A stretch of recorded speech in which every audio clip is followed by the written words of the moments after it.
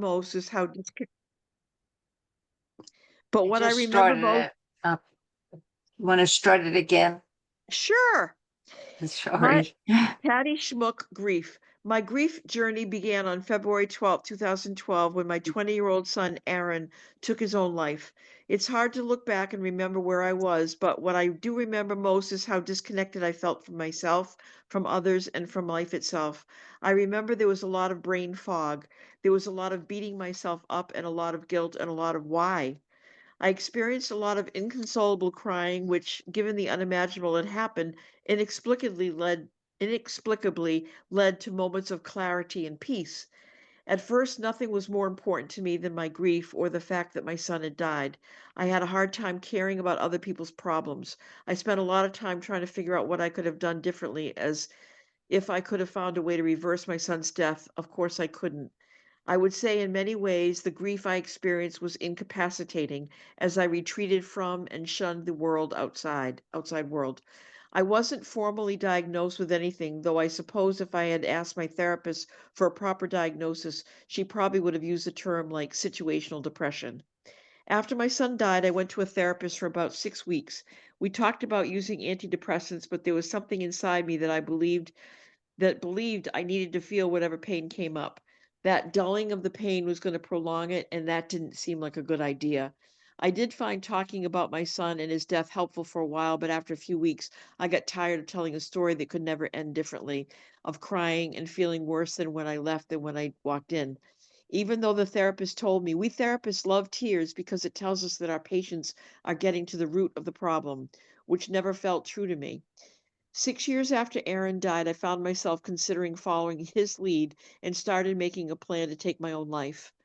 One evening, it occurred to me, I don't want my friends or my family to go through what I've been through. I needed to find a way to get better. My experience with therapy told me I needed to find something else. What occurred to me was to try a self help book, even though that seemed embarrassing and counterintuitive to my stoic New England upbringing. Go ahead, Elaine. My job at the time required a lot of traveling, so I settled on an audiobook.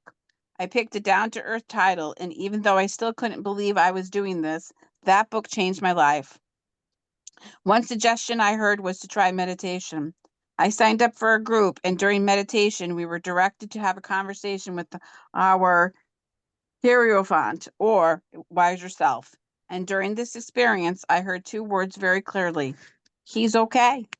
At the moment, I knew Aaron was okay, and I was on the right path.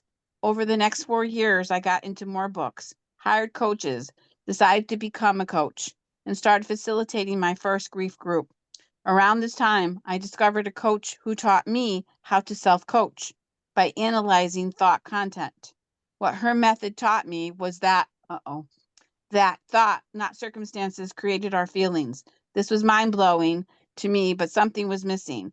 My search for this something missing led me to a spiritual teacher who offered an explanation for God I never heard before. God isn't some mythical man in the sky.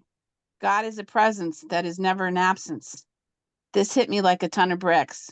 After Aaron died, I had no time or patience for God, but what I heard told me there might be more to God and spirituality than I thought. And I realized I was close to finding that missing something. One night, as I reflected on this, I heard a clear voice in my head say, "Be a spiritual teacher." I thought, yeah, right.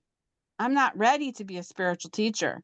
But the voice was patient and stated again, "Be a spiritual teacher."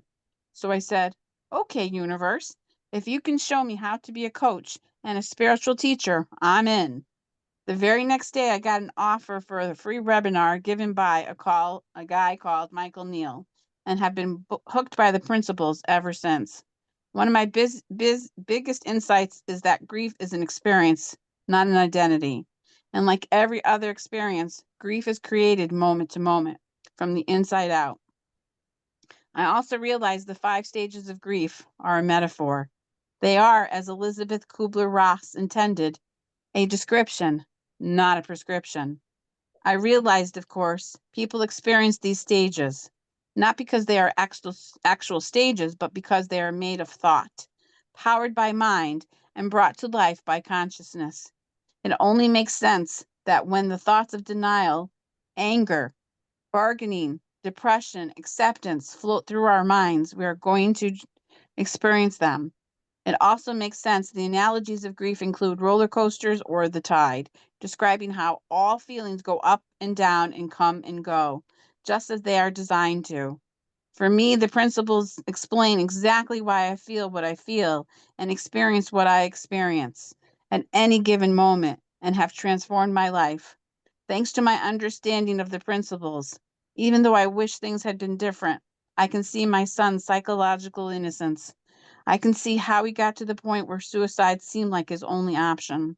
I can see that his pain and anguish were very real to him. I can only also see that our inner wisdom, innate resilience, and capacity to move forward never leaves us, that we are always free to return to clarity, calmness, and peace of mind. People ask me if I ever go down the grief rabbit hole anymore, and I tell them, of course I do. But it's as if the rabbit hole has a trampoline at the bottom and bounces me right back up, so I can stay there even when I want to. I can't stay there even when I want to. Yeah. Oh, yeah. And is this the Patty that we met at the seminar? Yeah, Yes, it is. yes, Yeah. yes, Yeah. yes, Yeah. She lives in New yes, Hampshire. She's a friend of mine yes, too. I know a yes, lot of people in this book. It's funny. Yeah, she's great. yeah, Yeah. What a great yeah. story. I And know. What it's time is time what to it end. is time to end, yeah.